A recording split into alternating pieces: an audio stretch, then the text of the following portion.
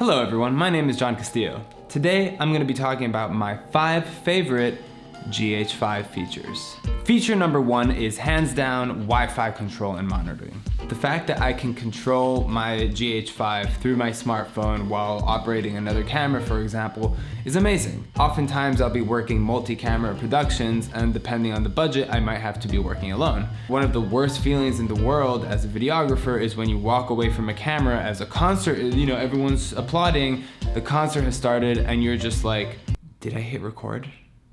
And you're just holding on to that thought until the concert's done.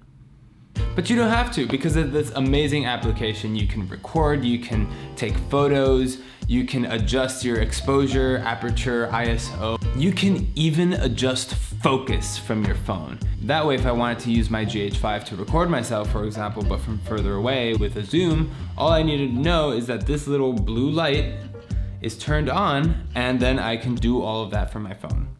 Amazing.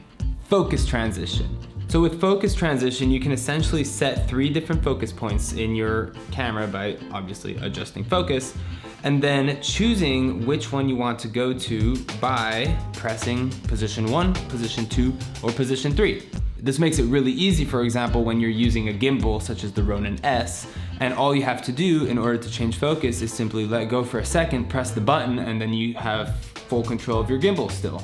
We've all been there trying to pull focus while using the gimbal, and then your Ronin's like, get off me, bro.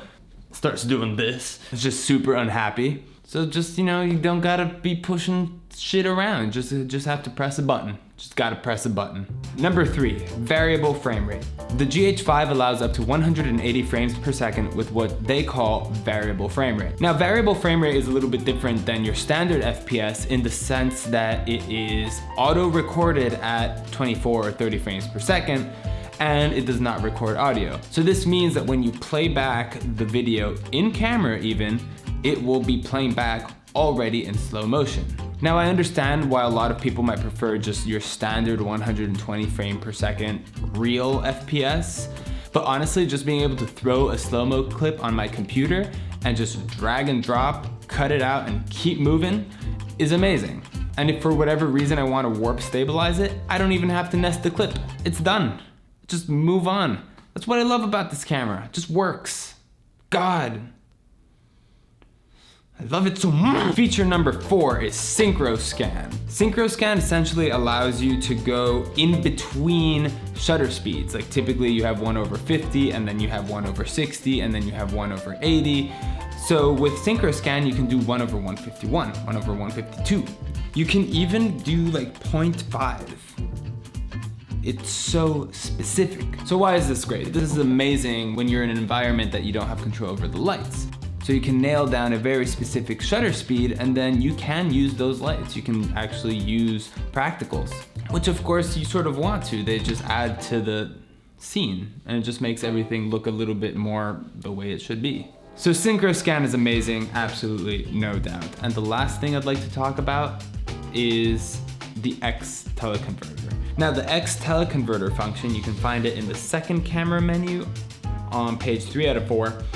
I'll probably put it on the screen right about now. The Ex-Teleconverter, essentially, if you turn that on, it will be using a smaller part of the camera sensor in order to crop in so that you can zoom in with no loss in quality. Now, the amount that it zooms in is 1.4 times if you are recording in 4K, and a whopping 2.7 times in 1080p. Now, how does it do that with no quality loss? When you take a photo with the GH5, it is essentially 5,184 pixels by 3,888.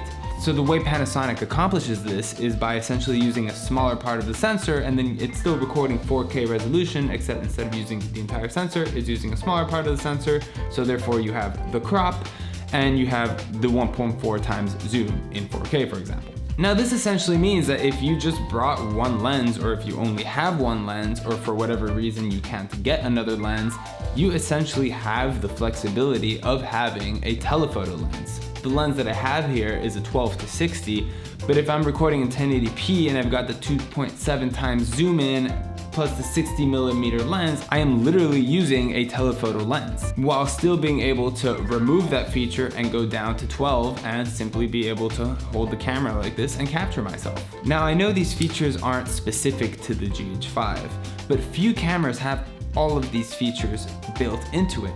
And the fact that the GH5 essentially gives you the freedom to just feel good about the camera that you come into a shoot with, and you know that you can monitor it from a phone. You know the lights won't be an issue. You can zoom in a little bit more if you didn't bring that extra lens. You can capture the slow motion. You don't need another camera. Those are the reasons I love this camera. Sure, you don't get the low light capabilities as well as that nice bokeh, but honestly that's not much to lose if you're looking for peace of mind while working. Thanks for watching. If you like this video, please hit the like button, subscribe. Once again, my name is John Castillo. Thanks for watching.